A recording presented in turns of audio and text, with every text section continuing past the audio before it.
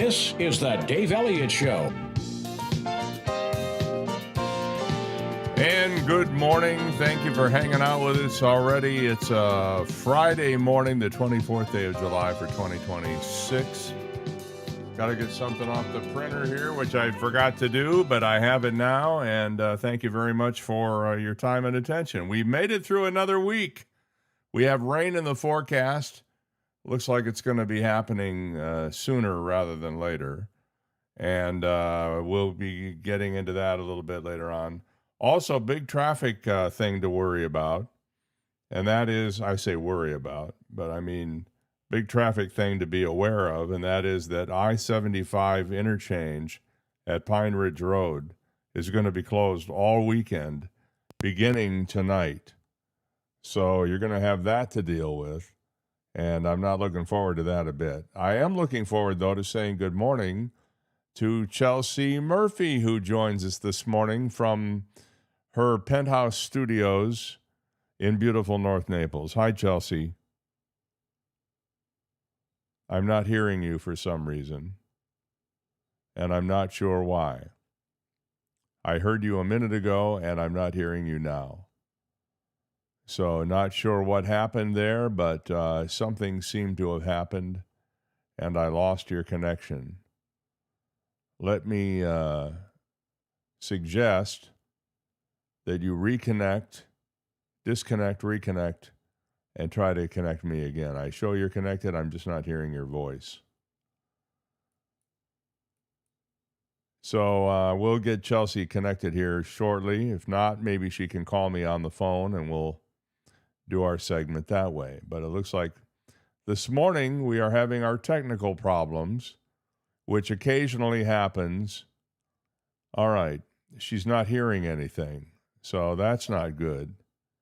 Not sure why. Because, oh, wait a minute. Was I muted? You hear me now, Chelsea?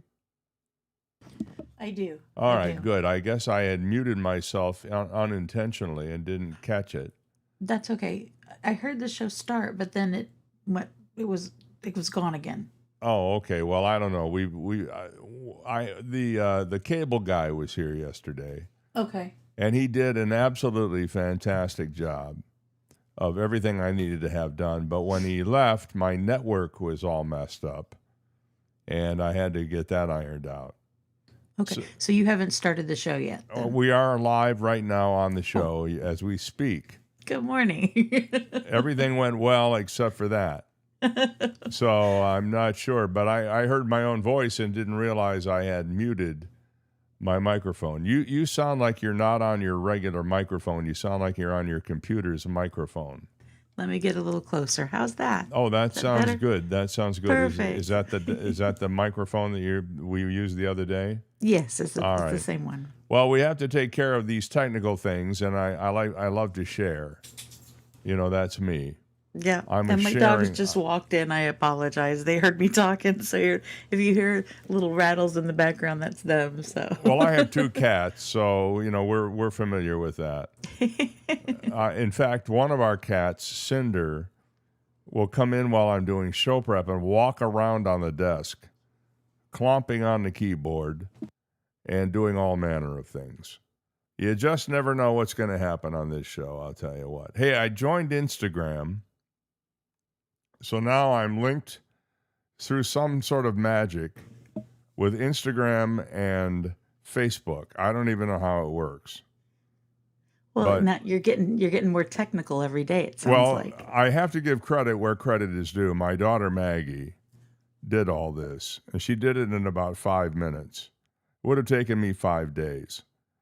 But she is my new computer guru, and I'm referring to her as the head of technical support. That's awesome. For the Dave Elliott Show here this morning. Actually, not this morning, but frankly, every morning. You know? I do. You, on the other hand, have lots of stuff to talk about this morning because there's lots of stuff going on in the area. There is. Yesterday I was reading some stuff. I'm going to move the mic just a little bit here. Yeah. We're having the Mullet Madness Festival this weekend in Fort Myers. So I don't know if you've ever been down to that, but it's kind of fun. They've got a bunch of different. They've 12 venues involved this year. You're going to have to sign up at Margaritaville. It's $30, and the festival combines an 80s theme party, interactive bar crawl, games, live entertainment, awards, celebrations. It gets you into all these fun places, which I think is really going to be exciting. There's the mullet toss. There's all kinds of fun stuff that they do at this festival. Again, it starts today. If you go down to the Margaritaville, like I said, 12 locations are taking part, and you're going to sign up at Margaritaville, or you can also go online. I'll have this all linked on the Facebook page Live Live, and it's spelled Live. Live. How do I know it's not live or live live? Either way. Maybe you need to put one of those diacritical marks over the first I, that little line that goes across that indicates that it's live, live, or live, whatever it is. I don't know what live, doesn't matter.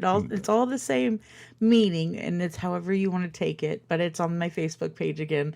And again, all of the events and vendors and different things are allowed to post on there as well. So it's a great community all the way. I have posts from Sarasota all the way to Marco. Wow. So it's kind of like people have got on there and they've really found it. It's grown over the years, and it's done a really nice job. So it tells you a lot of things that you can do and what's going on in all of Southwest Florida.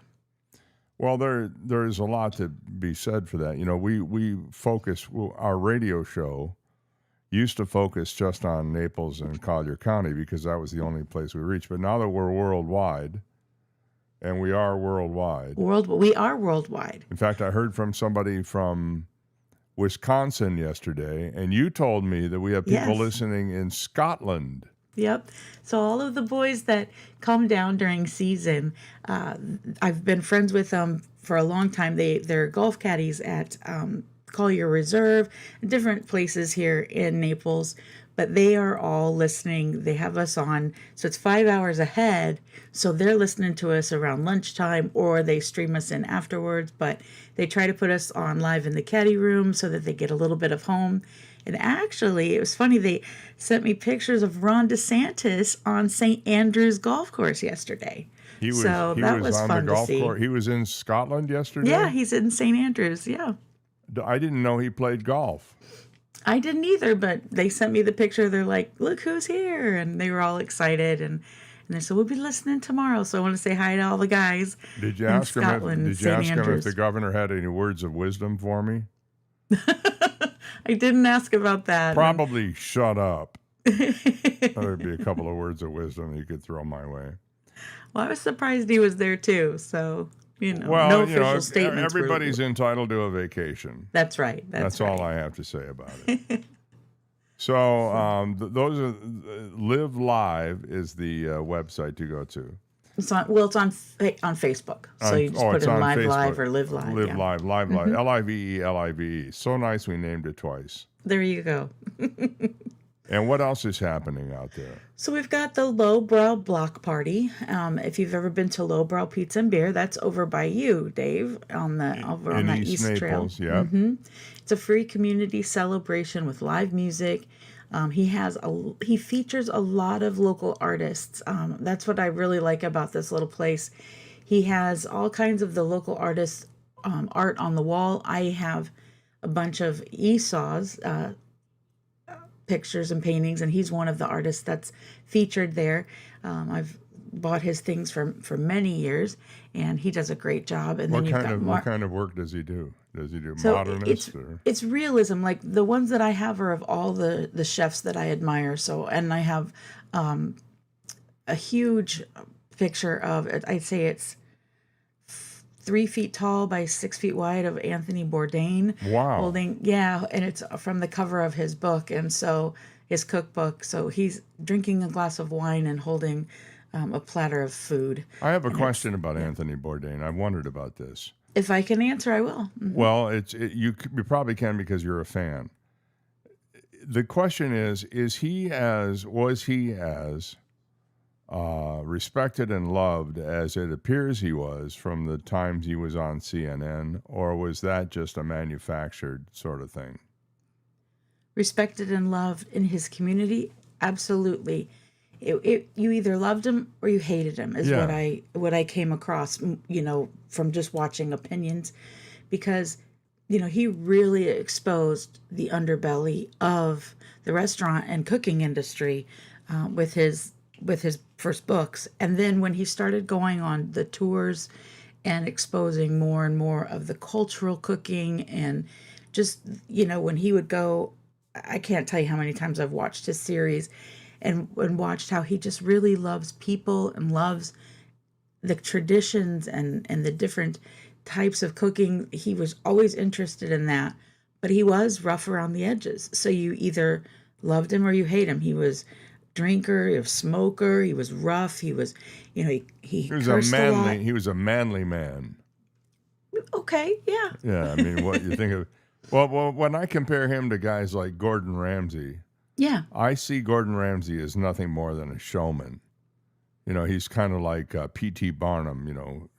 Come on in and see what kind of train wreck is going to happen here. He has become that. And when he first came to America, that was why they had him. They're like, you need to be the mean chef, and those kinds of The things. Simon Cowell of the kitchen. Yes, exactly. Yes, good explanation of Gordon. And I really enjoy Gordon. I've listened to his seminars. I've watched some of his documentaries and how he's soft with his family. He's mostly a girl dad. I don't know if you knew that or not. Yeah, I did. I knew he had daughters, and he's quite the family man too. He is. And in England, he's completely different than how he is in America. But in America, he has a lot of what I call Vegas restaurants, where they, like you said, they're all for show. But in England, he has his serious restaurants, and he really strives for perfection in those. So like I said, he's a different Gordon in England than he is in America. But back to Bourdain. So Bourdain is he was a true adventurer, both in food and in his life in general. Yes, and tragic end. But I think it's because he lived his life hard. You know what I mean? He lived it to the extreme. He would, he didn't, in the end, in his book, he says he didn't know where home was anymore, because he was on the road so much and production so much. And he really felt like, he lost so much time being with his wife and family. So. Well, he was obviously a very lonely person at the end, and that came through. But, it's funny. He is still very popular on CNN, where he did that show where he traveled around the world and ate pig intestines and stuff like that. and his favorite places were in Asia. He loved the quiet of Asia. Yeah, it seems that way. And he, he loved the cities in Asia because he could go and get the street food and different things like that. But he really loved the quietness and the nature. His wife was from over there, and so that seemed to be his favorite place. And after living a life of, and he'll, you read his books, he was on cocaine, he was on anything and everything he could do, and to excess. He lived life to the limit. So it's incredible the things that people go through that you don't know about until after the fact. It's important to point out that I ask you this because you have a big grounding in the restaurant food service industry. You've been an F&B manager, you've been a general manager, you've helped build restaurants, you've consulted restaurants, you've done it all. Front of the house and back of the house. I've been a chef, all those things. And, we always call Anthony Bourdain was like our rock star. He was our big rock star. He lived like a rock star, and he was a cook. And did you ever meet him? I did not meet him personally. I saw him. It was kind of like a TED Talk, but it was at a restaurant seminar, restaurant show. He was there. He was the big draw, and to get to him again, he was like our rock star. So he filled the auditorium, and in standing room only. just to listen to him and listen to his stories, because he was always real. He never sugarcoated what happened. Hey, I can remember burning this dish and feeling like I was the lowest man in the kitchen, but you got to keep going and you got to keep pressing through service. He understood the grind of listening to those tickets come in one after another, and just going, and the pressure of making sure that your dish is right so that the next dish is right, so that you have saute, you have vegetable, you have fry, you have garde manger, you have all these different stations that have to come together in perfect unity and perfect timing to get that one plate of food out. And he worked in fine dining, so that he was under even more pressure. I don't know. We've talked about The Bear before, which is the series The Bear, which that really does show a lot of what happens. But when we watch that show, when Bobby and I watch that show, I say to him, okay, I can only watch a few episodes. He said, why, babe? And this is my PTSD. anxiety. I get it. Yeah. I start getting the anxiety and I feel myself tensing up, and I'm like, I don't want to feel this way anymore. So. Well, it's almost like being an air traffic controller, I would think, except the stakes aren't quite as high. Yep. And that is that no pun intended with the word stakes. Steaks. But it would seem to me that every night the pressure builds, especially when you have your first dinner rush, right? And then if you're a type of restaurant that turns tables a couple of times during the day, during the evening, you'd have a second rush. It's no wonder people are snorting coke in the back room. We had some chefs, and I again, keeping confidences, but also telling stories. We would have chefs that would come in that were functioning alcoholics or functioning abusers, and when they were just starting to get on that plane, they could function. If they came in and they hadn't had anything to drink in a couple hours, they were at back of their drinking just to get able to focus and to do what they could. And it is a pressure cooker. When I say that, it is a pressure cooker, because you've got chef, you've got the line, you've got the front of the house, you have managers coming in wanting you've got 20 tables set up, and you've got somebody that has to have a recook, or you have to have somebody that didn't like their food and they want something different, but it's got to be now. All those things, all that pressure comes, and it can break down just regular people, I had an experience one time. I was at a restaurant that I used to hang out at after work, especially on Friday nights. And I went in there one night, and I knew the general manager, who was also the head chef. And he went and sat at the bar with a bottle of Jack on the bar, and he just kept drinking it, filling up a shot glass and taking shot after shot right in front of God and everybody. Was this during service or after service? Well, it was during service. He was not, at that point, actively working. He had a pretty well-run machine there. That's great. He's no longer with us, but he was a superb chef, and had a great reputation in town. But I couldn't get over watching him sit there with that. And the bar was like a circular bar, so you could see across the bar where he was sitting. And he was just sitting there by himself with this bottle of Jack and a shot glass, and he would fill it up and he'd take a hit. Then he'd smoke a cigarette, because he was in the outside part of the bar. And then he'd take another hit. And I thought, boy, oh boy, that's a guy with some issues. And believe it or not, that used to be the norm of the chefs. They were on something.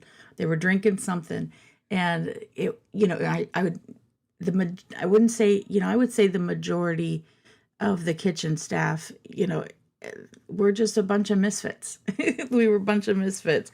We were the people that could stand the heat. They say, if you can't stand the heat, get out of the kitchen. Get out of the oven. Yeah, but those, the kitchen itself is over 100 degrees, and you've got everybody working at the same time in small spaces. And, if you're not orchestrated, if you're not, the new guy always gets bumped and pushed around and comes out with bruises because he doesn't know what we call the ballet of the kitchen. You have to be in sync, and you're in this ballet, really. You're just, you're because you have to go from hot surface to the plating surface, and you've got hot pans, you've got knives, tongs, everything in between, fire, boiling water, the fryers popping. I mean, everything around you. It's a dangerous place too. So, it's definitely, again, I used to call it the kitchen ballet. If you don't know the dance, watch before you come in the kitchen, because these guys have it down. You should write a book on this.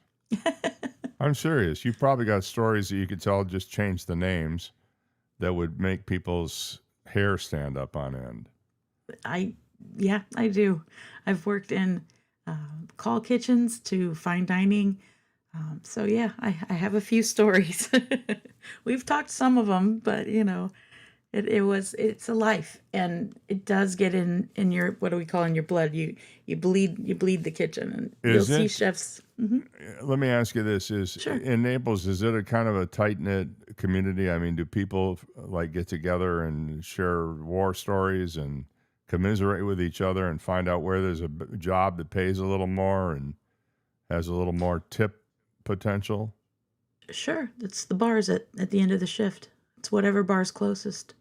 So during duty drinks?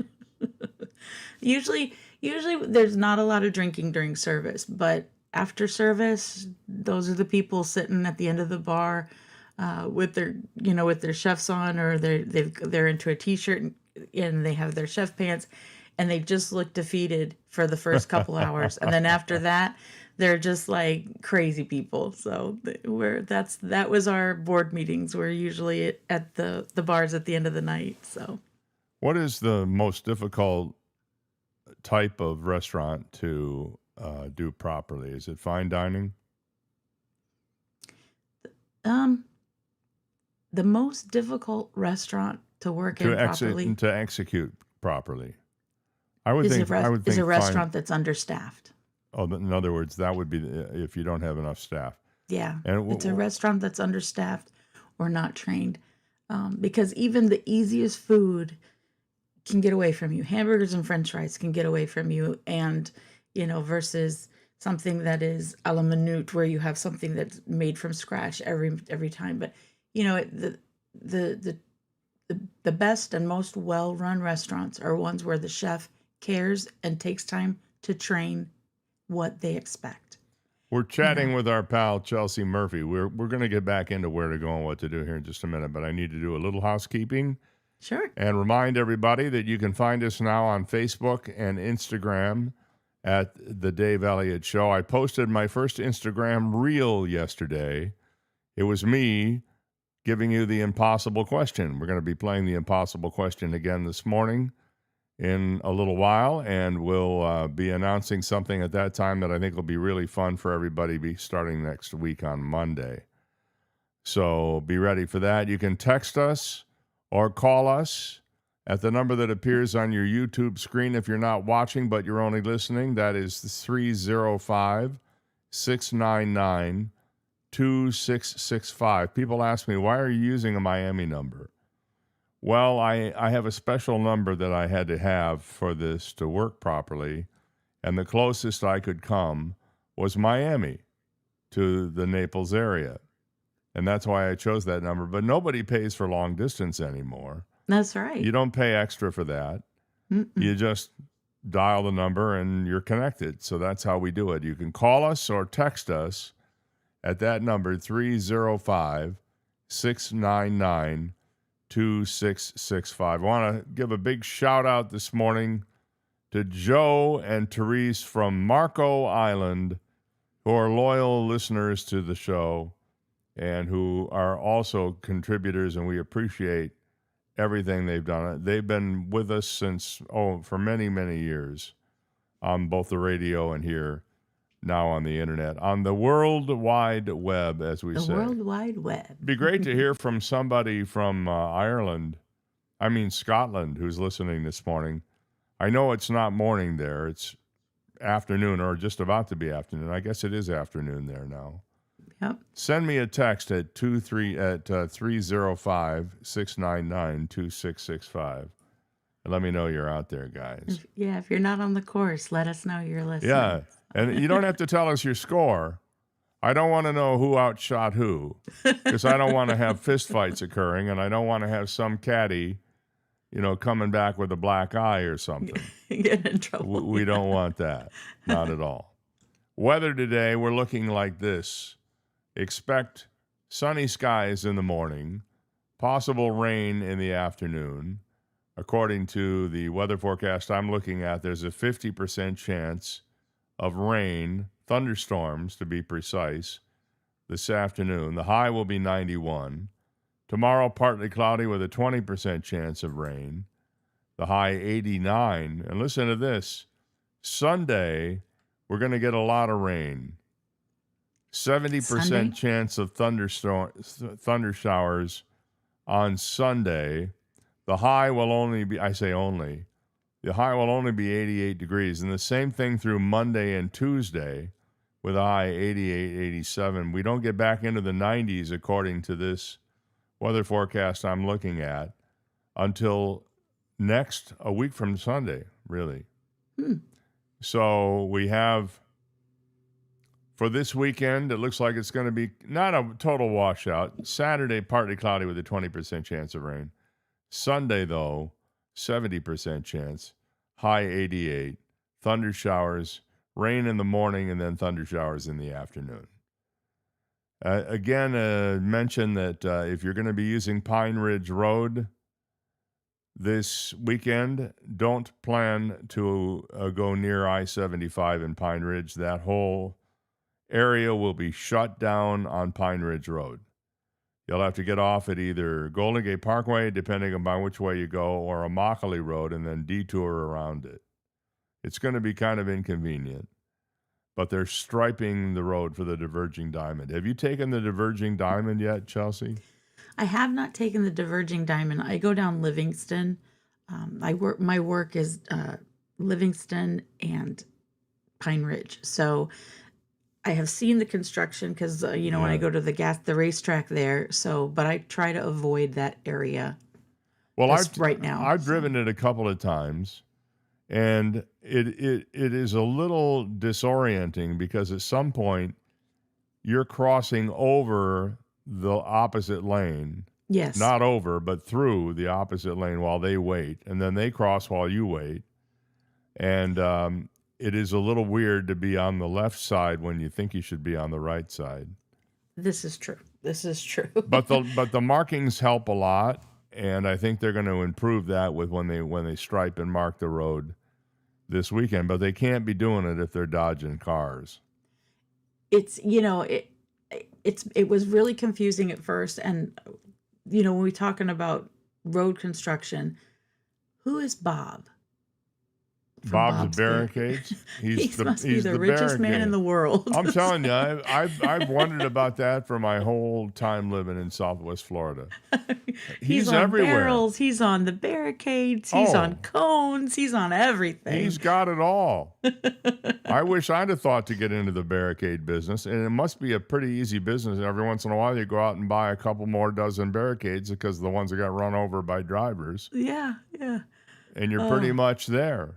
Who is Bob? That's who I want. That's why I'm going to do some deep dive and find out who's Bob of Bob's Barricades. Well, I have a suggestion. Why don't you call it Chelsea's Cones?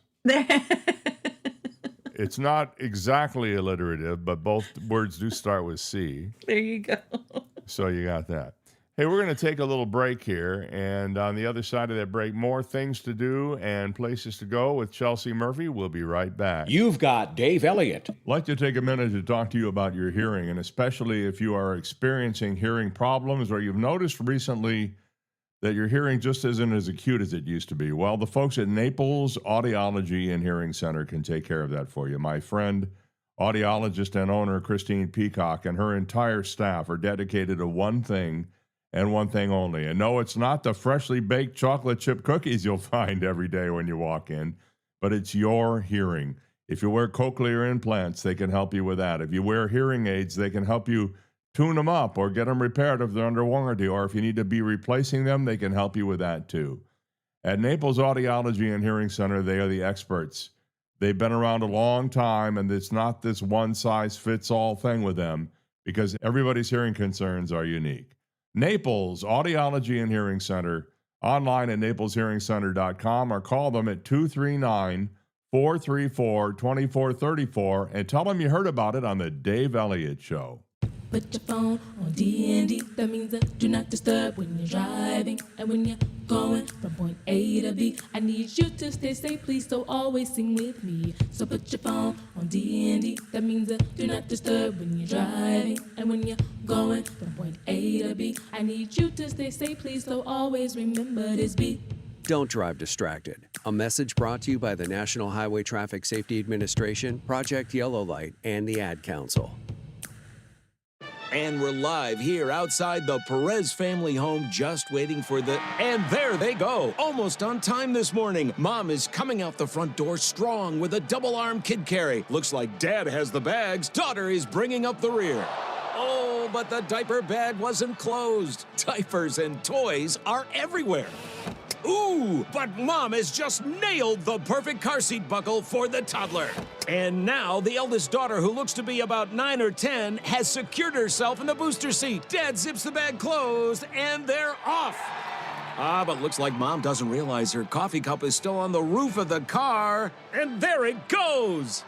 Oh, that's a shame. That mug was a fam favorite. Don't sweat the small stuff. Just nail the big stuff, like making sure your kids are buckled correctly in the right seat for their age and size. Learn more at nhtsa.gov/the right seat. Visit nhtsa.gov/the right seat. Brought to you by NHTSA and the Ad Council. Most people out here think that taking care of one another is important. And most people would step up for a neighbor going through a tough time. Most people around here help out friends and family when they need it. But the funny thing is, most of us won't look for help when we need it.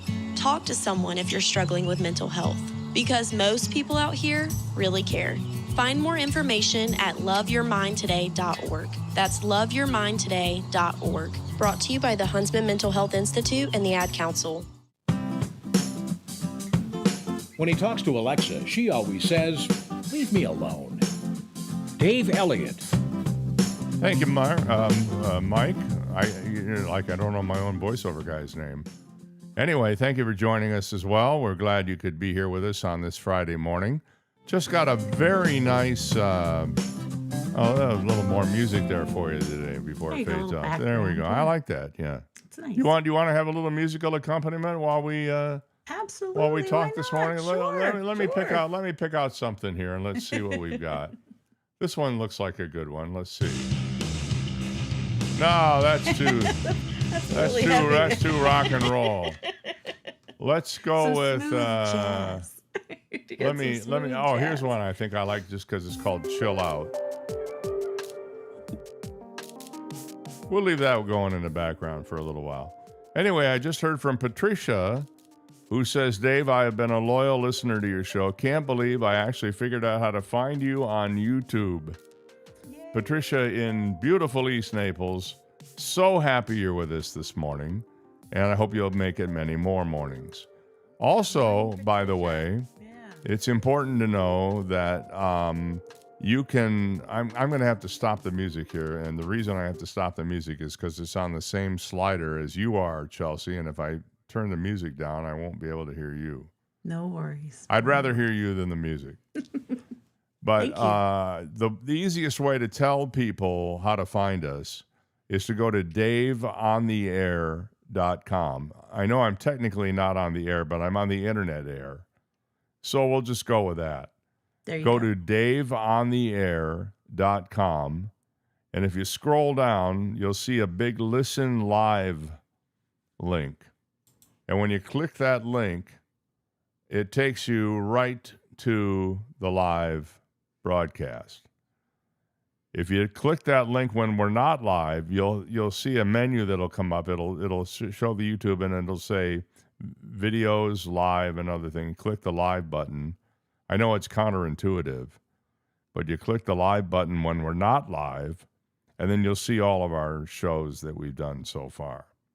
And I'm happy to report that in the first 2 weeks, over 3,000 people have streamed it. We've been streamed 3,000 times, I should say. Yay! 3,000 plus times, and that's just remarkable.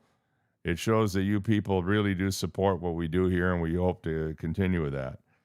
Coming up on Monday, I am going to tease it now. I said I was going to tease it during Impossible Question, but I'm going to tease it right now. We're going to be giving you a chance to win gift certificates when we play the Impossible Question. We have $25 gift certificates to Alice Sweetwater's that we're going to be giving away. And we'll be doing that beginning Monday. And then later on in the summer, if all goes well, we're still planning to work with Sizzle Dining. Sizzle Dining, very nice. You know very Guy. Nice. Yes. He's a terrific guy. And maybe that's why his name is Guy. Guy's a terrific guy. Guy's a terrific guy. He has put so much heart, soul, blood, sweat, and tears into this thing. Every year. It's grown year after year. I think last year he had something like 127 restaurants. Yeah, I was on the text stream yesterday, and he said he had some amazing news. And he said, we beat the record number of restaurants participating again this year. So that was awesome. That came in yesterday around, let's see what time that was. It was in the afternoon. So we were really excited about. Well, what's really nice is, he could just do this as a money-making thing, but he's actually tied up with Blessings in a Backpack, and they provide help for kids who, maybe not are food insecure and need help with school supplies and stuff like that. We'll be talking with some of the representatives from Blessings in a Backpack, as well as the guy himself. We're going to have him on frequently. So that'll be coming up later in August and September. We'll be doing that.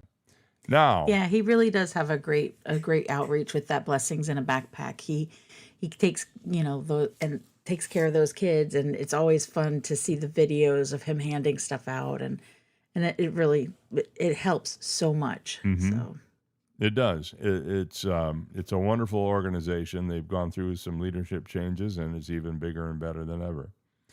So we talked about what's going on preliminarily, but I understand that's just the tip of the iceberg. it is. There's a lot going on in both Naples and in Fort Myers.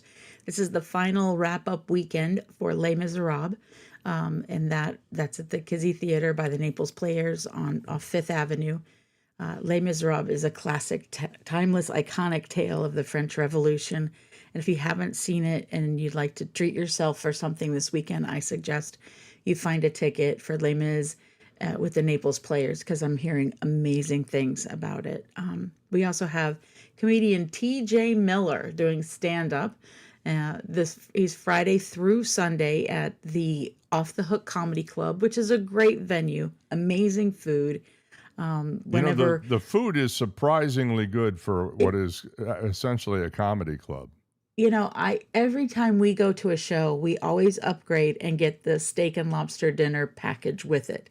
It's a great deal. Show and you get the dinner for, the upgrade it's a great price point. The food is amazing, and we just love it. We just have a great time whenever we go. Yeah. And you know who T.J. Miller is, right? He's pretty famous. I have heard of him, but I'm not that familiar with him. So he was famous for being in Deadpool as the bartender. I don't know if did you ever see Deadpool? I've seen the two Deadpool movies. Mm-hmm. He was the bartender. Okay. And he was also in Silicon Valley. That was the series that kind of broke him out. But he's kind of a renegade comedian. He has his issues with just about everybody, so he can get have that angry comedy as well.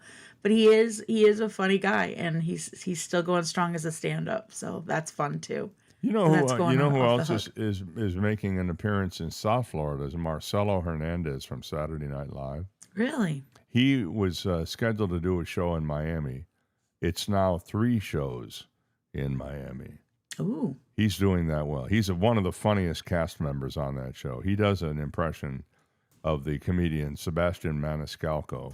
Oh, I know exactly who you're talking about. That is just incredible. I mean, Sebastian Maniscalco.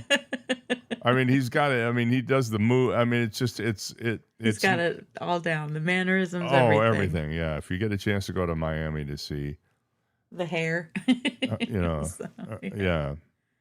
Anyway. Oh, fun.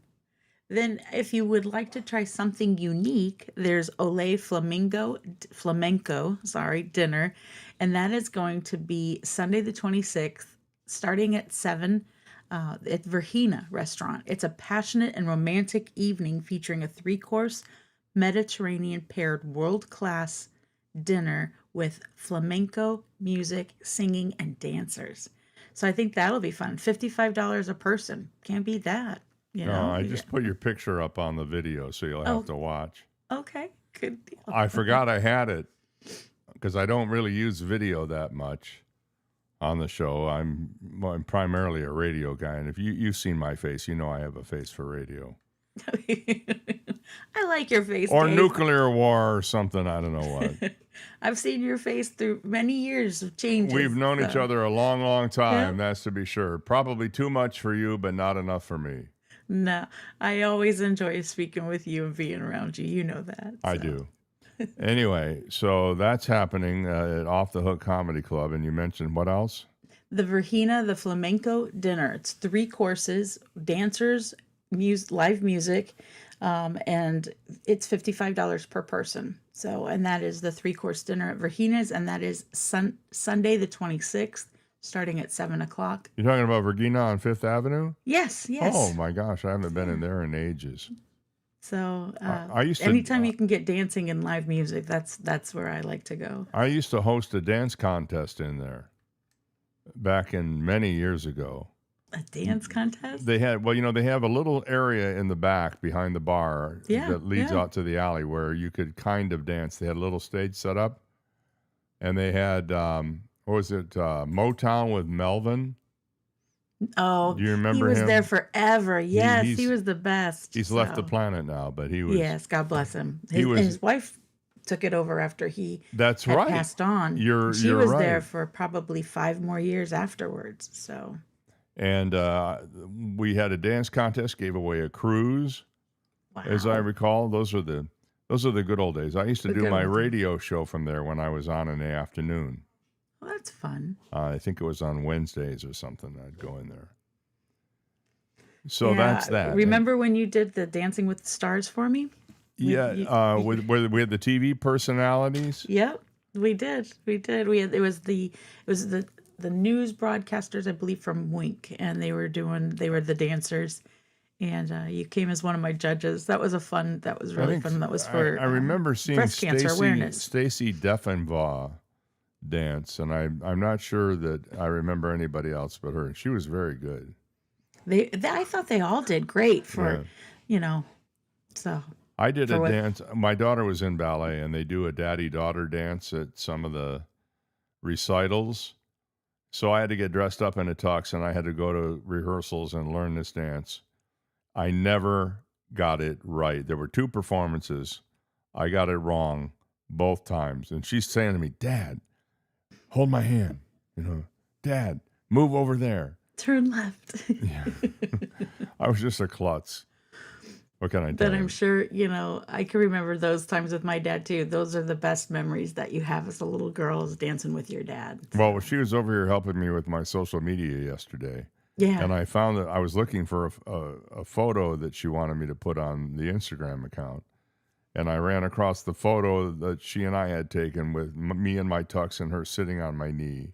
Aw. During the thing. And boy, she was cute. I'm not so much. All right, I'm going to shut up and let you talk now. No worries. So we've talked about the Lowbrow Block Party. Yep. That's at 5 o'clock on Saturday at Lowbrow Pizza. We have live music at the Capri Fish House, and that is going to be at 6 o'clock on Saturday. It doesn't say who's going to be there, but they are going to have that live music, which is always nice.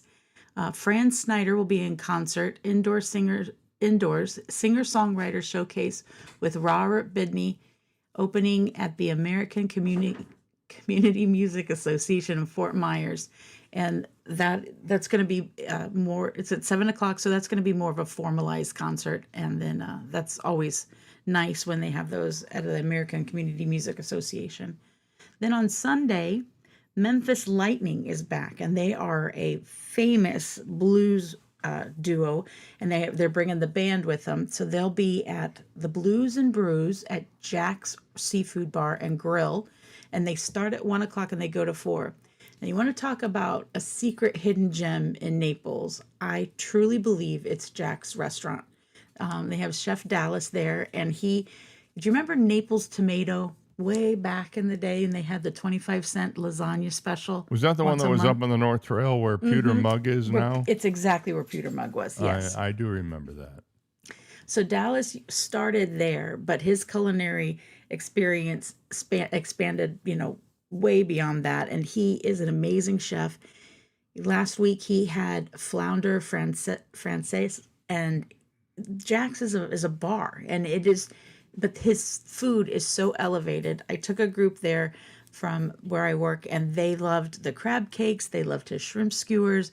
He had deep fried grouper. So anyway, Blues and Brews, live music performance by Memphis Lightning, 1 to 4. Go have lunch, and also go listen to some great music. We have some really amazing local gems around town, and one of your favorites and my favorites is Alice Sweetwater's. We talk about them, and we go there almost every time we meet, right? Because they have some of the most amazing food as well. Their seafood, I don't know how they do it, but it is consistently the best. The grouper fish and chips, which is my all-time favorite meal there, is just delicious, and you can literally pick these grouper fingers up. They look like big giant cheese sticks, but it's grouper with their own homemade stuffing on there. It's so good. And I get a little side of medium buffalo to dip them in. And you like them? man, I could eat those 7 days a week.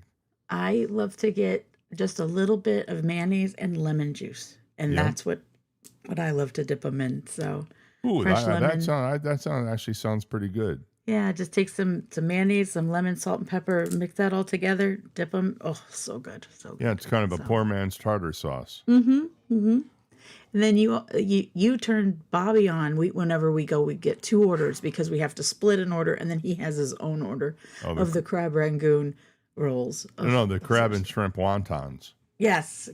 So I call them crab rangoon because they are so good. They make them from scratch. This isn't something they get from Cisco. No, you can tell. It's stuffed with meat. Oh, it's incredible. And the gazpacho, that's my dad's favorite. It's the thing that I measure whenever I go to another restaurant, if I'm out of town or something and they have gazpacho. If it doesn't live up to Alice's gazpacho, it's not gazpacho. It's not worth it. Yeah. It's like the same. I feel the same way about French onion soup. There was a restaurant up in Michigan that I used to go to all the time called Dill's Old Town Saloon, and it was like a old fat dark wood, big back bar and all that kind of stuff. And they had their Bloody Marys. So when they bring you a Bloody Mary, it was in a mug, and it came with a giant quartered dill pickle stuck in it, and then they brought over this container or like a tray that has dill sauce and hot sauce and everything you could possibly imagine, and you could make your own Bloody Mary the way you wanted. That sounds good. But they had an onion soup that was, I can't describe it. To this day, the restaurant no longer exists. But to this day, the onion soup is my all-time favorite onion soup. The cheese. It was on like a small crock, and the cheese would drip down the sides, and the croutons were homemade, and the onions were prepared. I mean, it was perfectly done, and I have yet to find a restaurant in the last 40 years that can even come close to that. Do you have a favorite French onion soup place that I should try? Well, I was remembering because when we lived in Springfield, Illinois, and my father was a police officer, but he had a part-time job as well. That's either your dog or Bobby's a little upset about something. Give me 1 second. Well, no, that's all right. I understand. We are both operating out of our home studios, and when that happens, sometimes the pet population wants to have their say. You know what I mean? So those things happen. By the way, That was my dog Murphy, and he's having your issues dog's with name is Murphy. I know, I'm Murphy. So it just was a great name for him. So I kept it that. But he's having a problem with the new puppy. He's very jealous. So he barks at him, and so. But so where's the best place to find French onion soup in town? So in town, I still think Bricktop has the best French onion soup in town. So I haven't been there in a long time. I used to meet a friend there for lunch occasionally. But I was getting ready to tell you my French onion soup story, how I was introduced to it. My dad was a police officer, but during the holidays, to make extra money for the holidays, he would moonlight at Myers Brothers, and he sold fitted custom suits. And so he would, after school, he'd pick me up, and I'd have like this little bit of an overlap from where mom and dad, would come to get me for school and pick me up because my mom worked as well. So dad would take me to Myers Brothers, and he'd sit me at the cafeteria counter in Myers Brothers, and I would get a bowl of French onion soup and a butter sandwich. And that used to be the best after school in the winter snack ever. And my dad introduced me to that when I was like in the second grade. So I guess my culinary journey started early on when I was little. So, well, I mean, onion soup isn't for everybody. I mean, you either you love it or you go, give me chicken noodle.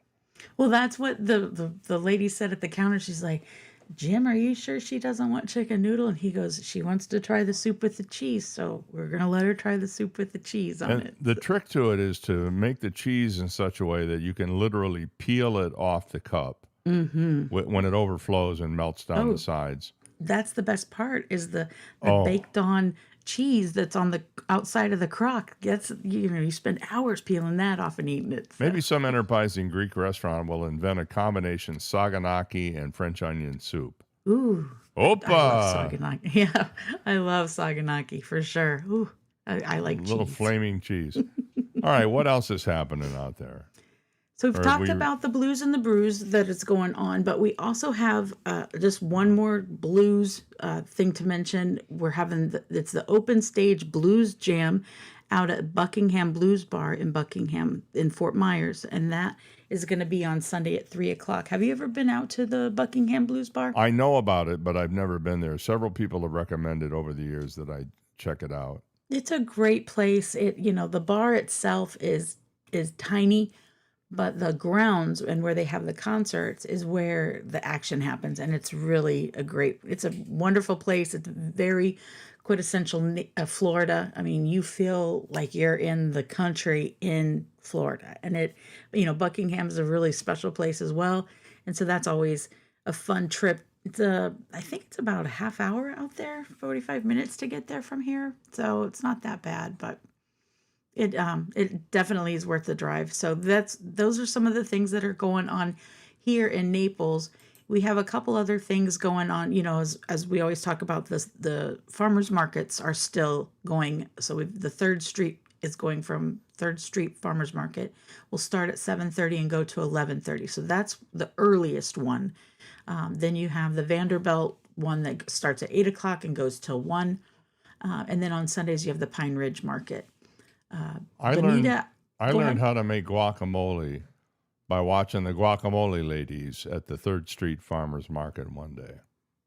They were making huge amounts of it, but I watched them and I said, that's a recipe you can do that to live with. Yeah, it was easy. It was avocado, lime, diced tomato, not the pulp, but the meat on the outside of the tomato, onions. Cilantro and a little bit of salt and pepper and lime juice, and that was it. Yep. I think I said lime juice twice, but it's okay. But I think the more juice. Simple the guacamole, the better. Oh, absolutely. Yeah. I don't, some people put a lot of extra seasonings and they put, they try to put all kinds of different flavorings in it, but just give me the avocado, tomato, onion, salt, pepper, and lime I'm a happy girl. And then you can always put a little jalapeno in there too. And if you want to, and I like a touch of olive oil just to give it. If you happen to get To smooth it avocados out. that are not quite ripe yet, Mm-hmm. and that can happen sometimes. The olive oil smooths it out. Now I got a text here from Jason, who says Miller's Ale House across from Lowe's has French onion soup, and he thought it was excellent. Oh, good. Jason, thanks very much, buddy. Appreciate your contribution to the show. I've been in Miller's a few times, and I think their food there is pretty good. I'd definitely try the French onion soup there, and if I'd have known it was there, I would have gone earlier. We should do a French onion soup tour. Yes. And pair it with a good red wine. There you go. We'll do that, and we'll tape it. We'll do FaceTiming and all that fun stuff, or we'll video ourselves, and then we can put it and talk about it on the show and put it on Instagram.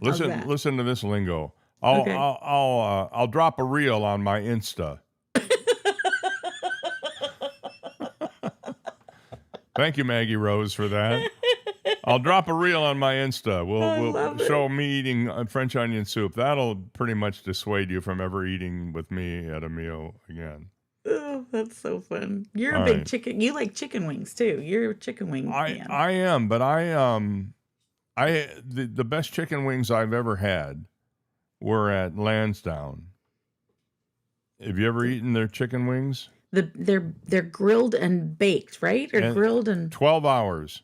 Mm-hmm. And they bake them at low temperature, and they put this dry rub on them that is just sensational.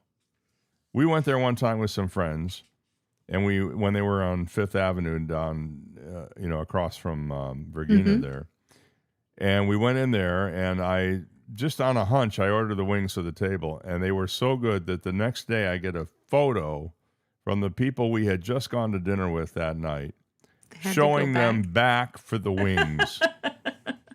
And this time they brought their kids with them. I do. I love good chicken wings as well. It's funny. I'm going to be a little cliche here, but the wings at Hooters are my favorite, but not the wings you would think. It's the Daytona wings, and they bake the sauce on them. So they fry them first, then they toss them in the sauce and put them on the grill. Oh, are they good? They are so good. No, that's really funny because I've been to Hooters a few times, not recently, but when they first opened. Mm-hmm. And I didn't care for the wings. It was not the wings themselves. It was the wing sauce. Maybe I just got the wrong stuff. I don't know. I used to get their medium sauce and I would always get my wings naked. I don't like the breading on them. But when they introduced these Daytona wings, they have this tangy, sweet heat sauce, and it's not like barbecue, but it's like habanero kind of. It's kind of like almost like a sweet and sour, but it's got this twang of smokiness, and like I said, the Daytona wings are really good there. So see, I'm just sitting here, my mouth is watering. I know, and the more I think about it, I'm like, ooh, I want to get some chicken wings. I want to get some chicken wings and dip them in French onion soup. There you go. We're gonna do a wing tour and a French onion soup tour. So, well, Chelsea, thank you for spending the last hour with us. It's my pleasure. It's so much fun. I love talking with you, and you always have so many stories. Yep. We'll do it again. You always make me smile, Dave. We'll do it next again. week we'll be getting Bobby on. Same here. Yeah, I understand he's got some stuff he's got to take care of today. So, how do people reach you if they want to get more information, or maybe hire you to build a restaurant for them, or who knows what? Well, I'm always, we've talked about my Facebook page. It's Live Live, and it's spelled Live, and it's on Facebook. You can message me there. You can get a hold of me there, and you can always text in during the show. So, all right. Thanks so much, Dave. Have a great day and a great week, and we'll check in with you again next Friday right here on the show. Thanks, Chelsea. Thank you. Bye-bye. Bye. We'll take a break, and on the other side, I have lots of news for you that you'll be fascinated to hear. So stay there. We'll be right back. You've got Dave Elliott. And a minute out for Alice Sweetwaters. You know, it's sizzling summer out there. You can tell just by looking at the steam on the windows in the morning. But Alice Sweetwaters has summer sizzling lunch specials just for you. every day from 11 to 4. Mondays, the Smash Burger Beach Break for $12. Tuesday, it's Taco Tuesday for $12. Wednesday, the Dockside Duo, which is my favorite. 3 chicken fingers, 3 fried shrimp served with golden fries, $12. And Thursday, the classic French dip. You'll love it. Don't forget Fridays, the local catch lunch, and don't forget Alice Sweetwater's for dinner and snacks and everything in between. It's Alice Sweetwater's, my favorite place to eat, and yours too, I'm sure, at the corner of Glades Boulevard and Airport Road, diagonally across from the East Naples Home Depot. Alice Sweetwater's, where they serve crabs, shrimps, and big people. Hi, I'm Ryan Blaney, a third-generation race car driver, and we dedicate a lot of our time to going as fast as possible. My grandpa Lou is the reason why my dad and I started racing, and I'm really proud to follow in his tracks. But when my grandpa was diagnosed with Alzheimer's, it was a very unexpected bump in the road for us. I've learned a lot on this journey with my grandpa Lou, and the memories of my grandpa will always be with me. It's important to notice if older family members are acting differently, experiencing problems with their memory, or having trouble with routine tasks. Talking about Alzheimer's can be really tough. But if you notice something, have a conversation with your loved one. Encourage them to see a doctor or offer to go with them. Early detection of Alzheimer's can give your family time to explore support services, make a plan for the future, and access available treatments. The Alzheimer's Association provides care, support, and research to help you take control of the situation with your family and manage the disease together. If you or your family are noticing changes, it could be Alzheimer's. Talk about seeing a doctor together. Visit alz.org/time to talk. A message from the Alzheimer's Association and the Ad Council. You took the first step and quit smoking, but even former smokers may still be at risk for lung cancer. That's why SaveByTheScan.org wants you to know about a new low-dose CT scan that can detect lung cancer early. It takes only 60 seconds and could save your life. You took the first step, now take the next. Visit SaveByTheScan.org for a simple quiz to see if you're eligible and talk to your doctor about screening. SaveByTheScan.org is brought to you by the American Lung Association's Lung Force Initiative and the Ad Council. Hey, wouldn't it be great if life came with a remote control? You know, you could hit pause when you needed to, or hit rewind. Like that time you knocked down that wasp's nest. Uh-oh. Or that time you forgot to roll up your windows in the car wash. Fantastic. Yeah, a remote control would have come in handy then. Well, life doesn't always give you time to change the outcome. But prediabetes does. With early diagnosis and a few healthy changes like managing your weight, getting active, stopping smoking, and eating healthier, you can stop prediabetes before it leads to type 2 diabetes. It's easy to learn your risk. Take the 1-minute test today at doihaveprediabetes.org. Life doesn't come with a remote control. Yikes! So you're on your own with the wasps. You have the power to take control of prediabetes. Visit doihaveprediabetes.org today. That's doihaveprediabetes.org. Brought to you by the Ad Council and its Prediabetes Awareness Partners. And here's Heather with the weather. Well, it's beautiful out there, sunny and 75, almost a little chilly in the shade. Now, let's get a read on the inside of your car. It is hot. You've only been parked a short time and it's already 99 degrees in there. Let's not leave children in the back seat while running errands. It only takes a few minutes for their body temperatures to rise, and that could be fatal. Cars get hot, fast, and can be deadly. Never leave a child in a car. A message from NHTSA and the Ad Council. Even if he were cloned, he'd still be one of a kind, and the better-looking one. Dave Elliott. Thank you for hanging out with us this morning. It's Friday, the 24th. We're going to have some rain this weekend. The rainier of the 2 days will be Sunday. But nonetheless, be prepared. Bring the bumper chute with you wherever you may travel because you don't know when you're going to get blopped on the head by a raindrop. In local and Florida news this morning, Miami-Dade has resumed control of the former Alligator Alcatraz immigration detention camp, returning to the county. A remote airfield previously used as a small airport for training landings and takeoffs, according to the county's aviation department yesterday. Now, even though Miami-Dade runs it, it is technically located in Collier County. The news comes roughly a year after the governor seized the Dade-Collier Training and Transition Airport from Miami-Dade under emergency powers he claimed for himself based upon what he deemed a statewide crisis from illegal immigration, according to the Miami Herald. His administration converted the airfield into a temporary detention camp for people accused of federal immigration violations, a move the county criticized, but decided not to fight in court. Florida began moving detainees out of the camp weeks ago, and on June 25th, DeSantis made it official by holding a press conference at the site saying the detention facility had officially closed. And if you've seen any recent aerial video of that from drones that have been flown over the area, it just looks like it did before they were there. Just a couple of runways and some taxiways, and that's about it. 305-699-2665 is how you reach us. You can call us or text us at that number if there's something on your mind. You want to tell us where to get the best French onion soup or where the best wings are in town.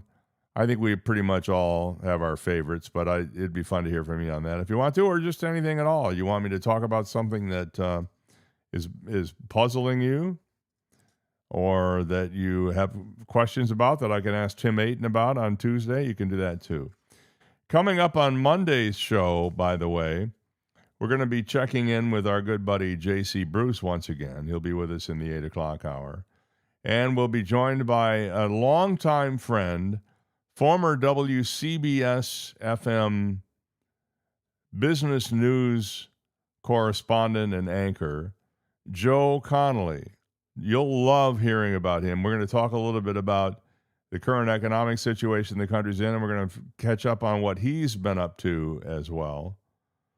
And that'll all be happening on Monday. So I hope you can join us for that. In the meantime, some birthdays today. You remember the movie Airplane? Well, Robert Hayes, who played the lead in that movie, is now 79 as of today. Kramer, Cosmo Kramer. Michael Richards is 77. The original Wonder Woman on TV, Linda Carter, 75. The director of Good Will Hunting, Gus Van Sant, is 74. Claire McCaskill, the former U.S. Senator and political analyst, is 73. Barry Bonds, the great Major League Baseball player, home run record holder, 62. Kadeem Hardison, who if you remember the Disney spinoff A Different World, he played Dwayne in that one. He is 61. Kristen Chenoweth, featured in the original Broadway cast recording of Wicked and also in You're a Good Man, Charlie Brown on Broadway, and Candyland and Wicked, the movie, 58. Laura Layton from Melrose Place, the same age. They share a birthday. Jennifer Lopez, there's a name that you'll sort of know who she is, 57. Summer Glau, not well known, but very good actor in Firefly and the Firefly TV series and its movie incarnation, Serenity, is 45. Actress Elizabeth Moss, who starred in The Handmaid's Tale on Hulu and Mad Men, is 44.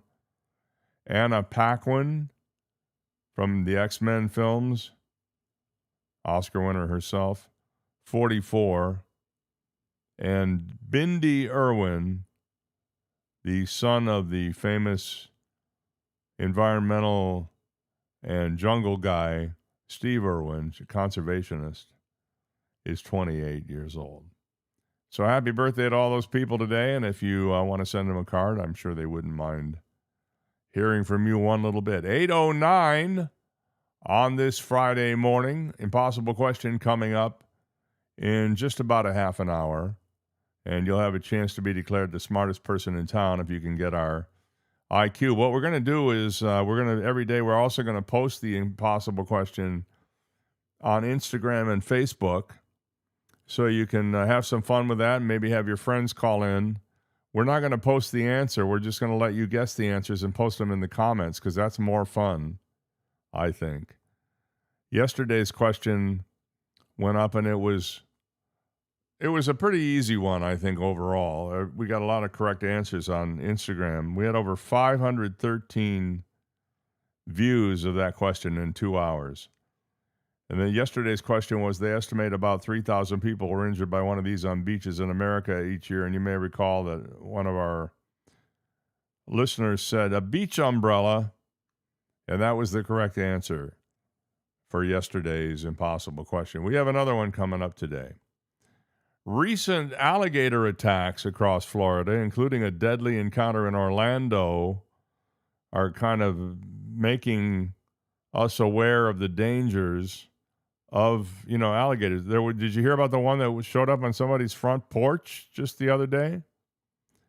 But when an alligator is involved in an attack, you ever wonder what happens? Well, Gulf Coast News did a report on this last night that was pretty interesting. In 2020, a viral video got the moment when Richard Wilbanks pried open an alligator's jaws to save his puppy, Gunner. He said, I only watched that video one time. He said, I could have lost him and it would have broken my heart. Somehow through it all, I remember this. He had a cigar in his mouth and he never even dropped it. It was during COVID. Not every alligator encounter ends the way his did, where he got the dog and rescued it. In May, an alligator killed a family's dog at North Fort Myers. Then in late June, another guy up in North Fort Myers got bitten by a gator. Alan Register, the co-owner of Gatorama, says what makes him a nuisance alligator is that he's not afraid of people. He's not afraid of people, and that's the problem when you try to feed alligators or you do other stuff. You just need to leave them alone. Gatorama is in Glades County, and there are lots of gators there. If one becomes a problem, a licensed trapper is typically called in to remove it. But a lot of gator attacks, says Dr. Edwin Everham with Florida Gulf Coast University, are tied to behaviors we can prevent, despite the recent attacks. Dr. Everham says encounters are rare. However, as temperatures rise, you know what happens. Alligators get a little more edgy. He said at the beginning of the summer, you got mating season. At the end of the summer, we're starting to get hatching, so the females will be really protective of their nest. Dr. Everham says Florida's growth is bringing people closer to where the alligators live, but he also has another theory. According to Gulf Coast News reporting, it could be that when they're getting constrained into limited areas from long-term drought, you're starting to get more aggressive behaviors than we would have during natural rainfall. But the one thing that I mentioned earlier is the one thing you should remember. Do not feed them. Feeding alligators can change their behavior. He says it only has to happen 2 or 3 times till that alligator realizes, oh, there's a person over there. They must have food for me. And that's where the problems arise. So don't feed the gators. Give them their space, and they should give you yours, I guess is one way to look at it. A Florida-based company is selling the state's residents guaranteed evacuation flights to Atlanta in the event of a hurricane, but it ain't cheap. It's $1,000 a person per interested household member. This is a company out of West Palm. It's called Priority Evac, headquartered in West Palm Beach, and it offers you an annual subscription that promises a spot on an evacuation flight from one of 6 Florida airports to Atlanta, including Miami, Fort Lauderdale, and Palm Beach. For the 2026 coverage season, memberships cost $1,250 per person per year. Evacuation is promised for 2 activated storms each hurricane season. In 2026, the Atlantic hurricane season will run, as it always does, from June 1st to November 30th. So you might be thinking, well, what if they sell too many tickets and I get left behind? Well, they won't, because they know how many planes they have and they know how many seats are on those planes, and when they reach that pre-sale capacity, they're done.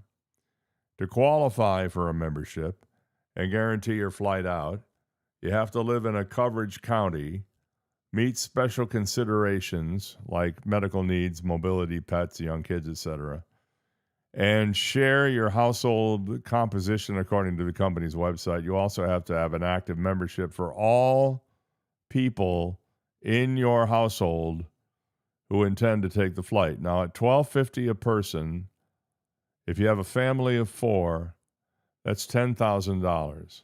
No, that's not $10,000. That's $5,000. Am I right about that? 250 and 250 is 10, yeah. $5,000. Is it worth it? If you don't use it, it's not worth it.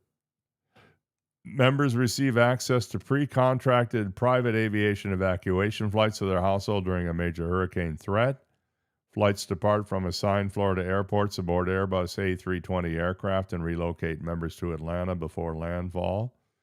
Program activation is tied to objective National Hurricane Center forecast thresholds, the same data relied upon by FEMA and state emergency management agencies.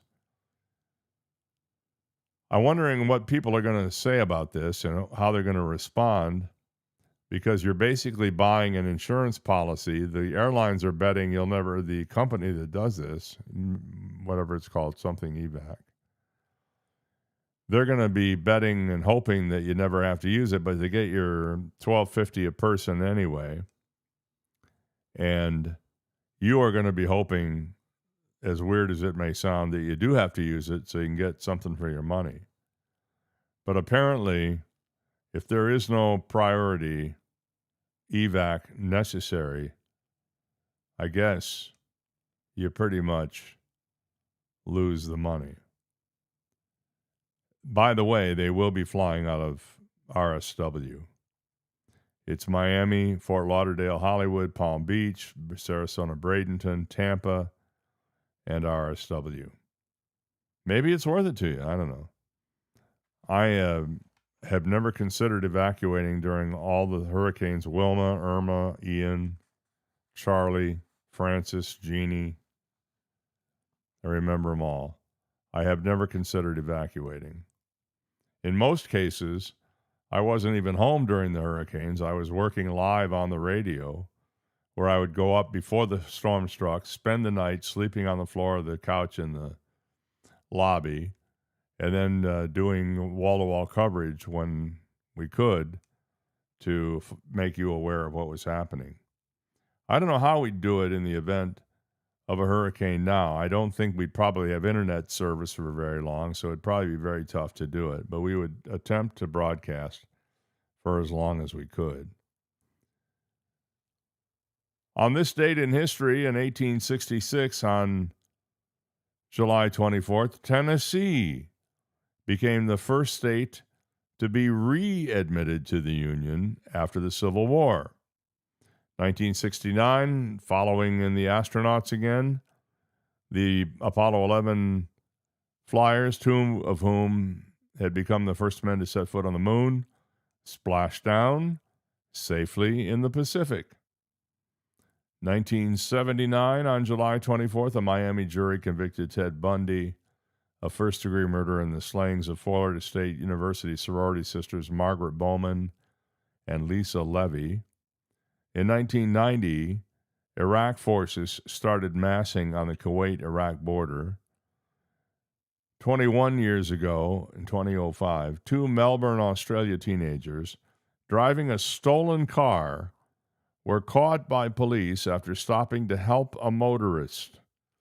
The 13 and 14-year-olds pulled over to help someone with a dead battery. 2 officers on a routine patrol stopped to make sure everything was okay, but soon discovered the teenagers were underage drivers and the car had been stolen. So no good deed remains unpunished. 14 years ago, in 2012, a grocery store in Manhattan, New York, introduced a man aisle.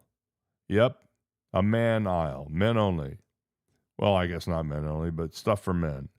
West Side Market included everything a man would need beer, in alphabetical order, beer, not really alphabetical order, but a lot of B's. Beer, barbecue sauce, beef jerky, razors, Doritos, meat marinades, and a non-sissy sounding bottled water. Maybe it was that Liquid Death. I don't think man aisles are that unusual, at least in the drug pharmacy area. And 8 years ago, singer Demi Lovato was hospitalized after a drug overdose in Los Angeles. Meanwhile, a little bit of politics here. In 2019, special counsel Robert Mueller reported to the U.S. Senate that Donald Trump was not exonerated of obstruction of justice and that Russia interfered in the U.S. election to benefit him. That's what, I'm not saying that's what happened, but that's what they're saying. And in the 60th anniversary in its 60th anniversary year, the 10 millionth mini car was produced in Oxford, England. Oh, and one more. It was this date in 2020, 6 years ago, that Regis Philbin left the planet.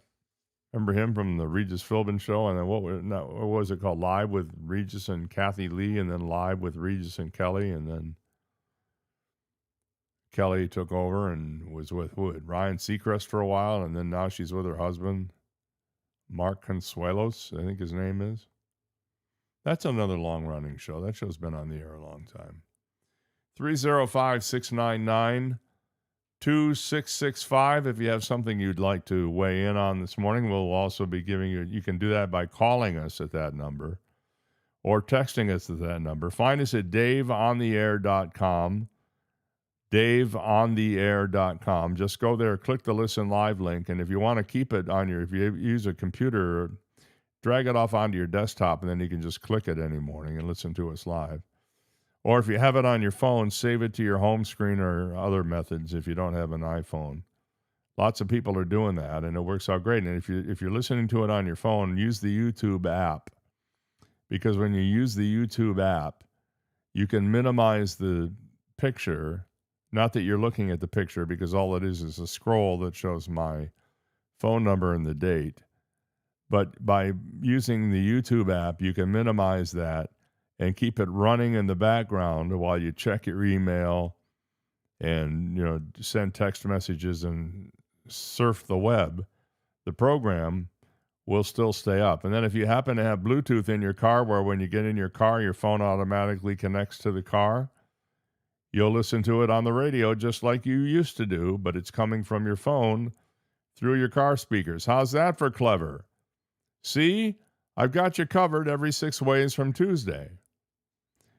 Now, even as the number of satellites orbiting Earth continues to grow, so does the risk of crashes between those spacecraft. You've probably seen diagrams that show how many satellites are orbiting the Earth. The Starlink satellites number somewhere around 5,000, just those alone. Objects in space have crashed or had near misses in the past, but while these incidents are pretty rare, there are now more than 18,000 active and inactive satellites in orbit. 18,000, a number that has more than doubled in the past 6 years alone, and the vast majority of them are located in the same region, low Earth orbit, where the increased congestion is making collisions statistically more likely. Well, now, the FCC, the Federal Confusion Commission, is considering a new set of rules, which is largely supported by the industry, that would quote unquote modernize the approval process for satellites and create something called new space safety provisions. Specifically, the rules would require satellite operators to share real-time tracking data so that space traffic managers can gain a more, let's call it a holistic understanding of where objects are in orbit. In other words, it's good to know where your potential collisions are so that you can avoid them. Maybe we need self-driving satellites. Historically, it has been dangerously difficult to prevent potential collisions. But while The proposed FCC rules themselves are not widely objectionable. They're reigniting a turf war over who actually gets to call the shots on space. The FCC has pretty much been the satellite regulator for decades because of its authority to manage to manage the spectrum or the radio waves that allow data to be beamed wirelessly from space or aircraft. But as the commercial space industry has boomed, lawmakers have sought to give space regulatory authority to the Department of Commerce instead. Oh, that's what we need. Let's have a turf war now between the Department of Commerce and the FCC. That could not possibly go wrong in any way, could it? I'm thinking not. I think the FCC is perfectly capable of handling this, to be very honest with you. Florida Gators and former Florida Gators and NFL quarterback Tim Tebow. I've been following his career since he left the Gators. He has signed a multi-year contract extension with ESPN, according to what they announced Monday. This just came out today. Tebow said in a statement, "I love this game, and getting to talk about it every Saturday with the crews on SEC Network and ESPN is a gift I don't take lightly," he said. SEC fans bring a passion that never gets old, he went on to say, and I'm grateful I get to keep doing this alongside people who feel like family. So he will continue to appear on SEC Nation, the SEC Network's weekly Saturday morning pregame show he's appeared on for the past 10 years. In addition to doing work on ESPN's College Football Live and Sports Center. I imagine that's going to make his travel schedule a little bit hectic.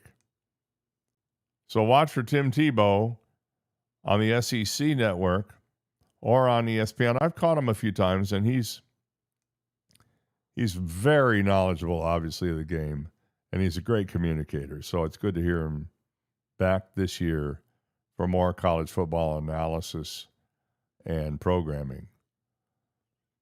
Out of the New York Times this morning, Vietnam veterans in Sumner County, Tennessee, are objecting to official signs honoring Charlie Kirk that have appeared on a stretch of a state highway that's been designated Vietnam Veterans Boulevard since 1987.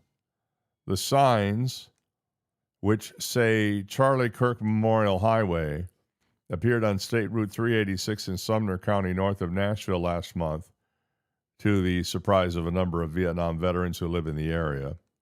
78-year-old David Black, a Vietnam vet, also a professor at Vanderbilt University, said, "We woke up to find that there were signs placed on Vietnam Veterans Boulevard and that the road has been designated as a memorial to Vietnam veterans for over 40 years. Barry Rice, who is 80, president of the Tennessee State Council of the Vietnam Veterans of America, said, quote, "According to the Times, many of our veterans are very supportive of some memorial somewhere for Charlie Kirk. But," he added, "not on our Vietnam Veterans Boulevard." Representative Johnny Garrett, a Republican who represents Sumner County in the Tennessee General Assembly, proposed a memorial designation for State Route 386, honoring Mr. Kirk in March. Boy, they didn't waste any time getting roads named for him. I wonder what would happen if they tried to name roads like that in California back when Harvey Milk was killed on the steps of the City Hall in San Francisco. I wonder how that would have gone over. Just wondering. One more before we go to break here. Sunday Mass will cease to be celebrated at 7 Catholic churches in northwest Minnesota, not for political reasons at all, but for personnel reasons. Church leaders say there is a shortage of priests and a decline in young religious people. The bishop of the Crookston Diocese noted that the decision to cease celebrating Sunday Mass at a church is among the most difficult decisions a bishop must make. Bishop Andrew Cousins started meeting with parishes back in the fall in an attempt to develop a long-term plan for the diocese. That has resulted in the number of parishes set to shrink in Minneapolis from 65 to 58. He said, the bishop, "Our parish churches are not simply buildings. They are sacred places where generations have gathered to celebrate the Eucharist, the source and summit of our life. They are places where families have celebrated central moments in their lives like baptisms, weddings, confirmations, funerals, anniversaries, and countless Sundays, gathered to hear his word and to share in his life. At the same time, we must acknowledge that much has changed in our communities over the past decades." That's according to the bishop in Minneapolis. So that's pretty shocking that they don't have enough priests to even hold Sunday Mass in a number of Catholic churches in the Minneapolis-St. Paul area. I'm frankly shocked at that. I knew there was a priest shortage, but I didn't realize it was that severe. Okay, one more, just because I have time. In 1861, Pennsylvania legislators made it illegal. This is in 1861, so this is 150 years ago, or roughly 140-something. Pennsylvania legislators made it illegal to tell fortunes for profit. You can't, you have a long marriage line there. But now, 165 years later, that law has come under challenge in federal court after police visited a tarot card reader in York County and threatened the business owner with arrest. Tarot cards are illegal in Pennsylvania now. Undeterred by the interaction, Beck Ravenswood filed a constitutional challenge to the law in 2023, and the federal judge assigned the case. Just gave Ravenswood a big win. So it looks like they can now go ahead and tell fortunes in Pennsylvania because the law was deemed unconstitutional. If you're going to go to Pennsylvania, don't plan on finding a fortune teller because a lot of them have already closed up shop, apparently. And 20 years ago this month, Tesla introduced itself to the world with the electric Roadster, the $100,000 sports car that kick-started the modern EV era. But now the company's two original founders are betting on Tello, an EV startup with an aesthetic rebuttal to the Cybertruck. I've seen this thing. It's a pickup truck. It's got a little snub nose on it. In fact, the front of the truck looks like if you stretch your feet out, they would stick out through the grill. That's how close the front is to the driver's seat. Rather than start with another compact crossover, California-based Tello, located in the same Silicon Valley office park where Tesla was headquartered when it launched the Roadster, is coming to market with a truck roughly the size of a Mini Cooper. But it ain't cheap. It's small, but it's $41,520 if you're interested in spending some money. $41,520. The MT1 looks like something from the world of Japanese anime, and that's a good description of it. It's kind of rounded corners and edges on it, not manly, sort of blocky, chunky-looking thing. But they're borrowing one important page from Tesla's original playbook: start small and build slowly. The CEO and co-founder of Tello is a guy named Jason Marks, and he told Forbes the company initially plans to make just 500 of these things and then scale up to a 5,000 vehicle per year run rate after a year or so. Even at that relatively low volume, he thinks the company can turn a profit. It would be electric, so it's not going to be an internal combustion engine. He said a lot of EV companies that came after Tesla went right for high-volume manufacturing out of the gate, but that's not what Tesla did. If you look at their playbook, he said, they built 2,400 Roadsters, then they built 10,000 Model S's, and then they scaled from there. He said, our intention is very much the same. The first mid-market product we're launching is really to show the world that Mini can be mighty. We're not going to come out of the gate building a high-volume product. This thing is so small, you couldn't put a piece of plywood in the back without cutting it up. So it's a pickup in form, but I don't think it's necessarily a pickup in function, if you know what I mean. All right, we're getting ready to play the impossible question here in just a couple of minutes. So get your texting and dialing finger ready to give us a buzz at 305-699-2665 and be declared the smartest person in town. If you do so, we're live on YouTube every Monday through Friday from 7 a.m. Please tell your friends and family about it. It's fun to have you along for the ride, and we'd love to know what you'd like to hear us talk about, and we'll do that right here. You've got Dave Elliott. I'd like to take a minute to talk to you about your hearing, and especially if you are experiencing hearing problems or you've noticed recently that your hearing just isn't as acute as it used to be. Well, the folks at Naples Audiology and Hearing Center can take care of that for you. My friend, audiologist and owner Christine Peacock, and her entire staff are dedicated to one thing and one thing only. And no, it's not the freshly baked chocolate chip cookies you'll find every day when you walk in, but it's your hearing. If you wear cochlear implants, they can help you with that. If you wear hearing aids, they can help you tune them up or get them repaired if they're under warranty, or if you need to be replacing them, they can help you with that too. At Naples Audiology and Hearing Center, they are the experts. They've been around a long time, and it's not this one-size-fits-all thing with them because everybody's hearing concerns are unique. Naples Audiology and Hearing Center, online at napleshearingcenter.com, or call them at 239-434-2434 and tell them you heard about it on the Dave Elliott Show. When I smoke weed, I get lost in the music. I like to isolate each instrument. The rhythmic bass, the harmonies on the piano, the sticky melody. Hey, careful, babe. There's someone crossing the street. Sorry, I didn't see him there. If you feel different, you drive different. Don't drive high. It's dangerous and illegal everywhere. A message from NHTSA and the Ad Council. When you're high, you feel different. You think different, you talk different, you draw different, you listen to music different, but you probably knew that. Problem is, you also drive different, and not in a good way. That's why driving high is illegal everywhere.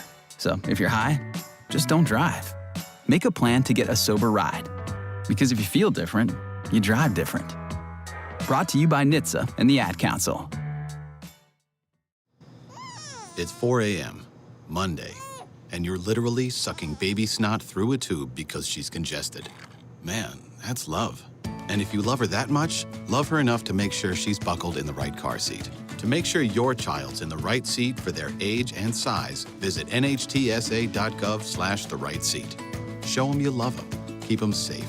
Visit nhtsa.gov/the right seat. Brought to you by the National Highway Traffic Safety Administration and the Ad Council. Hear that? That's the sound of your life.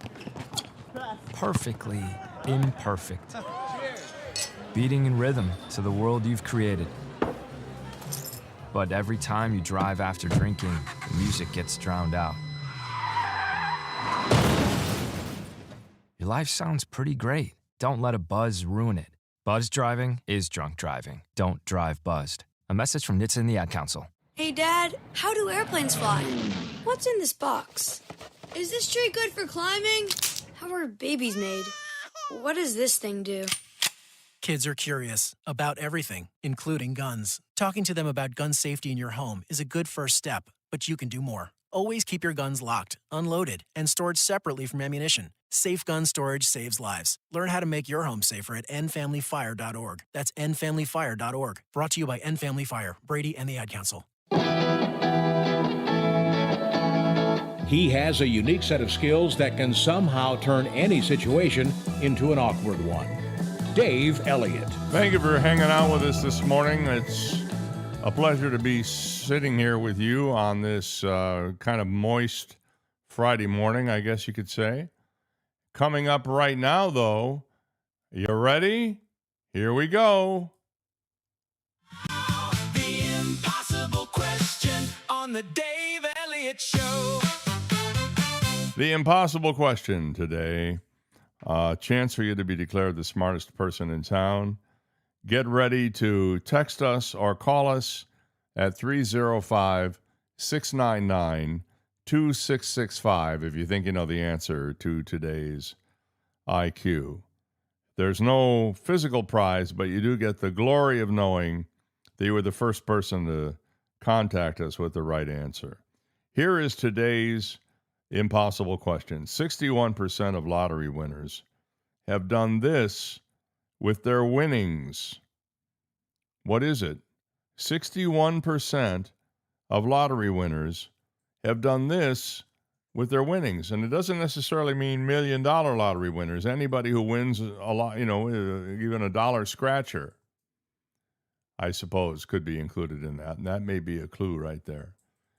305-699-2665. 305-699-COOL.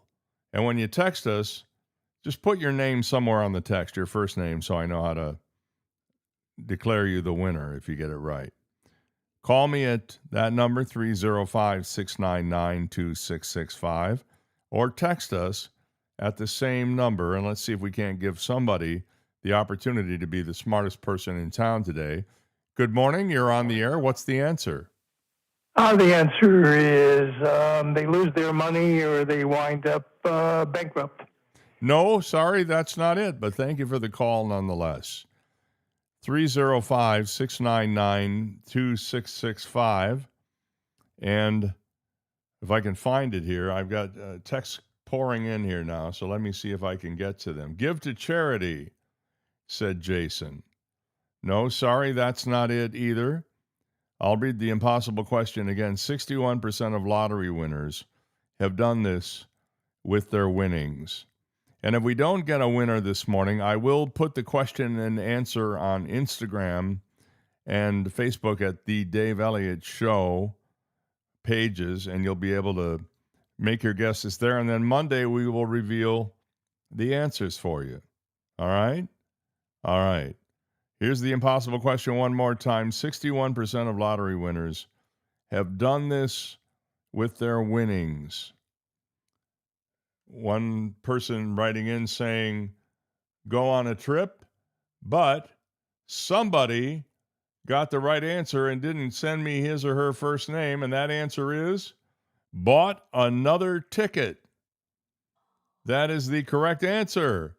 Woohoo, area code 847. You are the winner. Text me back with your name, and so I can declare you. It's Carol.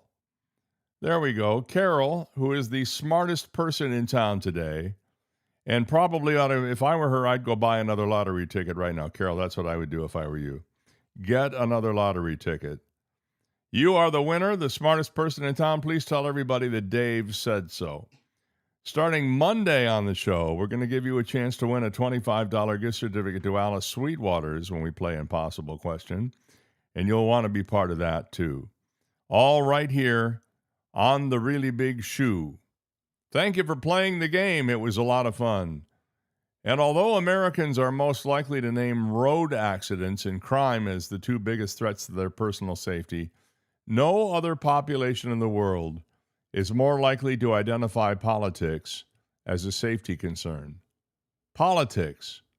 According to a 2026 Lloyd's Register Foundation World Risk Poll report, 1 in 10 U.S. adults identify politics as the greatest source of risk to their personal safety when asked an open-ended question.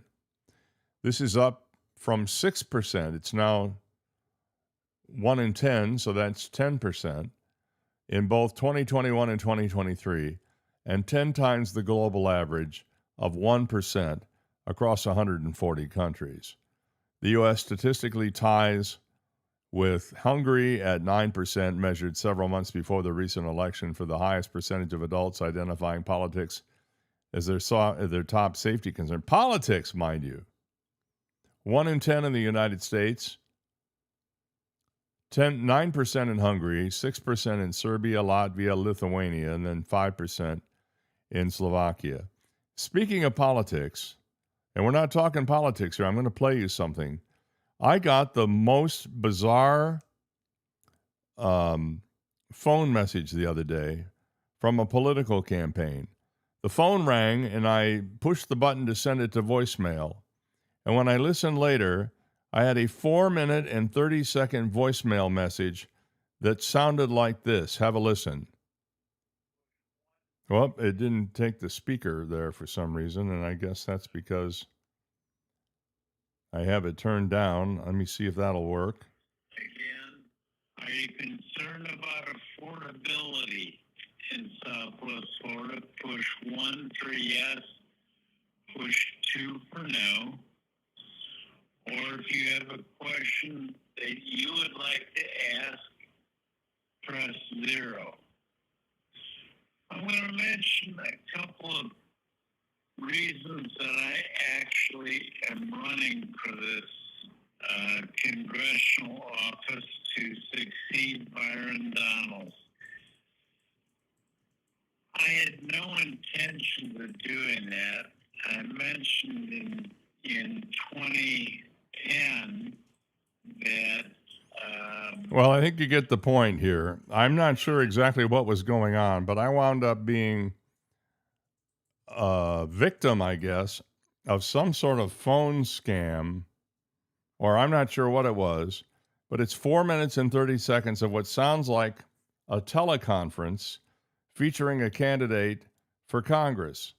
And all it was on my answer phone when I sent it to voicemail. It goes on and on and on. It sounds like it's ad-libbed. I'm not sure what the deal is or how I got phone call to involuntarily join this, whatever it was. But I'm telling you right now that person has pretty much guaranteed that I will not vote for him. First of all, the audio quality was terrible. Second of all, it sounds like he had maybe been imbibing a little too much. And I'm not sure whether that was because it sounds like it's running at a slow speed. You know, there's a trick you can do where if you want to make somebody sound drunk, you take a recording of them and you slow it down a little bit, and they sound like they've been hitting the sauce all day. But anyway, knock it off, will you? Just stop it. I want to talk about, first of all, I want to say good morning to Dr. Granola, who just sent us some very nice wishes. And he also came up with the correct answer for the lottery winner, but unfortunately he was not the first one to weigh in on it, so I wish I could make him the winner. I'd send him 10 pounds of Dave's granola probably as a result. Anyway, it's good to have you on board, Dr. Granola. Thank you very much for your kind wishes. In the meantime, America has an epidemic of obesity, and these GLP-1 drugs are helping to make a dent in that, I guess. But as they shape how people eat, Burger King is gearing up for a future where customers still want fast food, but just less of it. Burger King is not sitting by idly and saying, we're going to let the GLP-1 drugs defeat us. Burger King's president for the U.S. and Canada, Tom Curtis, said in an interview in Miami the other day, he said, my impulse has always been that this GLP-1 movement is going to have a profound effect on the industry. He said, we haven't seen it yet, so I keep telling the team, hey, we need to be prepared for this, he said. At Burger King, the preparations have already begun at Burger King, and you can bet that Mickey D's and Wendy's and all the rest of them will follow. He said, we haven't seen it yet, so I keep telling the team, hey, we need to be prepared for this. Curtis said his chain is testing menu items such as Whopper Bites and protein-forward bowls, partly to accommodate the shifting tastes of GLP-1 users. Whopper Bites. I guess you'd get the Whopper with just the condiments on it and no bun, and they'd be little tiny things. Or maybe they have maybe they're like sliders. He said the goal isn't to completely reinvent Burger King, but to make sure it stays relevant as Americans consume fewer calories and increasingly look for protein-rich meals. This comes as fast food chains are bracing for what could become the industry's biggest long-term challenges. And you know something? People I think would appreciate smaller portions, even if they're not on GLP-1s. If you look at it, you go to some restaurants in town. We went to one last night, very healthy portions of meals. I mean, when I say healthy, I don't mean healthy in a good way. I mean, there was a lot of food there. You go to other restaurants and you get a strawberry and a pea on a plate, and that's considered a meal. But we need to rein in the size of our portions in this country when it comes to eating out. And the reason is it's too easy to just clean your plate because it tastes so good. It's got a lot of salt in it or whatever other condiments are in it to make it taste good. And we go for the ongoing pleasure of the taste more than we realize, hey, I'm full and I don't need any more of this stuff. So my advice would be, if you're not on a GLP-1, for example, just do a little portion control. I'm down to eating 2 meals a day, just 2 meals a day. I have a meal when I get off the air, and then I have dinner in the evening, and we've been, I think, thanks mostly to my wife's motivation, we have been concentrating on healthy eating, and it's working.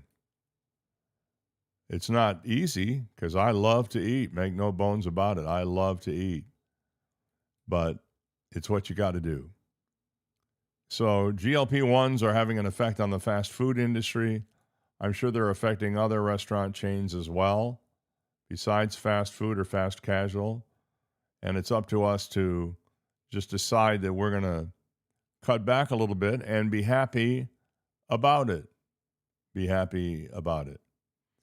Again, reminder that I-75 at Pine Ridge Road is going to be kind of messy beginning at 11 o'clock tonight and through the whole weekend. As a matter of fact, the Pine Ridge Road route itself is going to be closed. You won't be able to get down there at all under the overpass all weekend long. You're going to have to make alternate plans. If you're on the freeway, you're either going to have to get off at Immokalee Road if you're heading south, or if you're heading north, get off at Golden Gate Parkway and work your way around the construction that is happening on the diverging diamond at Pine Ridge Road. Weather-wise, some showers this afternoon. Tomorrow we're going to get a little more rain, and then Sunday, 71% chance of rain. I don't know why they came up with 71%, but they did. Find us on YouTube. Go to daveontheair.com, click on the Listen Live link. Whatever you do, have yourself a safe weekend. We'll see you back here on Monday.